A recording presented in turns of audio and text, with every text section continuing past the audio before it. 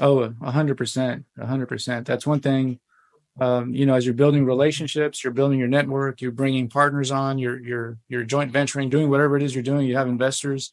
Yeah, your word is your bond. It's your reputation. I mean, that's all you have. And if you happen to break that, man, it's tough to come back from that.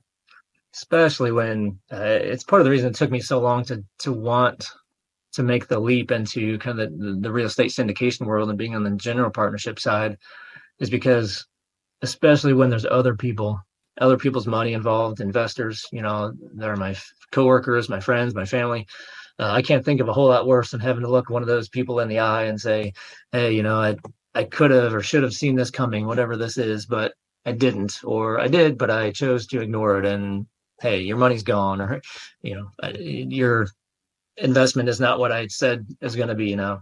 Of course, real life happens, right? So things can always go south or sideways, but I think that's the integrity part, or me thinking, you know, almost at all costs, I'm going Yeah, to do what I can to make sure that we're protecting these third party investors that are trusting us with their investment dollars.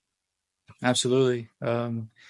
Yeah, no, investor capital is precious, and there's in my opinion, there's no higher level of trust that someone can bestow upon me, and I'm sure you probably feel this way, than for them to hand over $50,000 to invest into a deal. I mean, that's the utmost trust that someone can have in you. So we and I'm sure you do this too. We do everything we can to make the investor experience as clean, as enjoyable as possible. Communicate as often as we can, even when things are tough. We've had to pause distributions on a couple of properties, but we communicated. People understood. Almost no one had any issue with it. They know that we're continuing to operate the properties at a high level.